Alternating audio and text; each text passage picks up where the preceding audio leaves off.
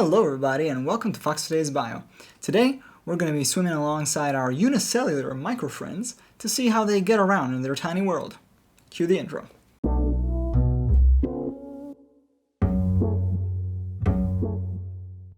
So actually this is the first video in a three-part series dedicated to movement in the microworld.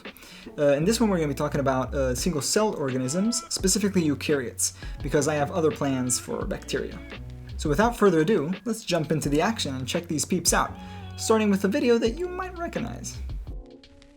Hey, remember these ones? They're ciliates swimming around some moss. We've mentioned the fact that they move around using tons of tiny moving hairs called cilia by beating them constantly like whips. I want to show you something really interesting, so let's get a bit closer. There! That's so beautiful, isn't it? Now, there's going to be a movement. Look what happens. Did you catch that? I'm going to show you again, but slowed down. The movement of the water disturbs the cilia for a split second, but they immediately start swimming again as if nothing happened. This is a demonstration of one of the most important rules of the microworld. The influence of viscosity of water varies with scale. I'll explain this with another example.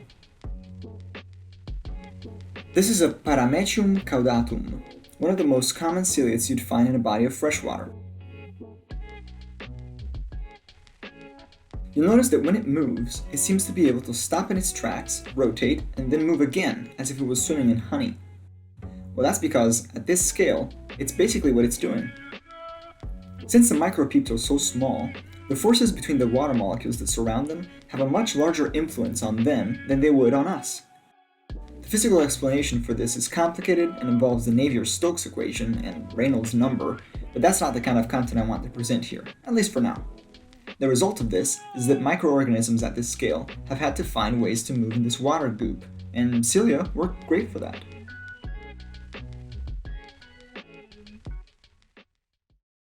Alright, but what if we took all the small hairs away, and instead replaced it with a single, really large, highly functional hair? That's basically what flagellates did. Not from an evolutionary standpoint though, don't quote me on that. This, I believe, is a Paramecium. Parameciums are a genus of euglenids that have two flagellae, one that is attached to its body and basically invisible to the microscope, and one that is very clearly visible in the video.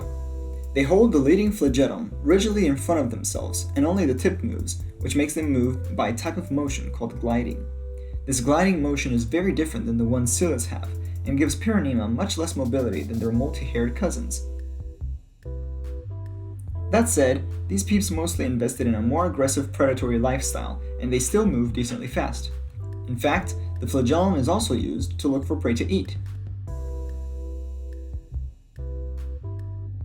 Okay, a single hair is all fine and cool, but what about no hairs at all? Is that even possible? Is it possible to move with no hairs in the microworld? Well, yes, absolutely, and I'm pretty sure you've actually heard of these guys sometime in the past. Amoebas, everybody's favorite misinterpreted protist.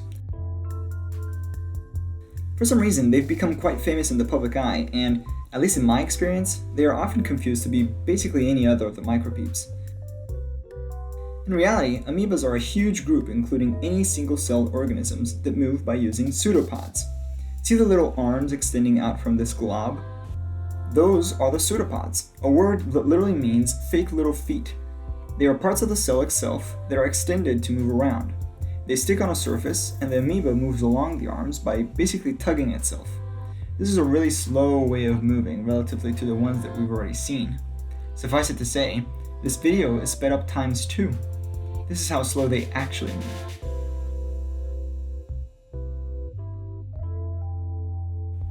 Yep. Take it in. Turns out it's kind of relaxing to stare at amoebas. They just go along their way, waiting to find something to eat by phagocytosis, that is, wrapping itself around it and swallowing it whole. Fun fact, we humans have amoeboid cells as part of our immune systems. Phagocytes and granulocytes, for example, go around our bodies searching for harmful bacteria to eat. Thanks, guys!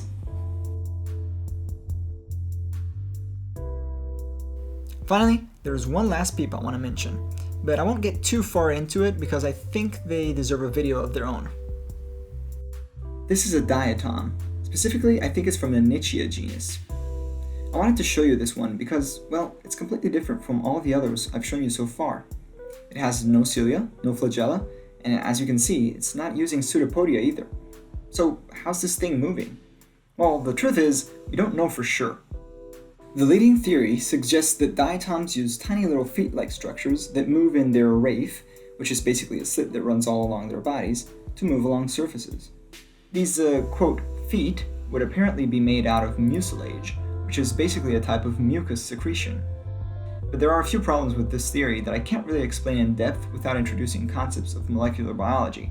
So for now, I guess we just have to leave this question open-ended, as it happens many times in the world of science. But in my opinion, that's one of the things that makes science so beautiful. Alright, so we've seen very pseudocellular peeps in this video, but what if you're a tiny multicellular peep, trying to get around? This video is utterly useless for you. Well, don't worry and stay tuned, because the video for you is coming out pretty soon. Well guys, here we are at the end of the video. If you enjoyed it, don't forget to leave a like and subscribe if you haven't already. And if you're interested, you can even follow me on Instagram and Reddit at FoxWithHisBio. And I'll see you in the next video.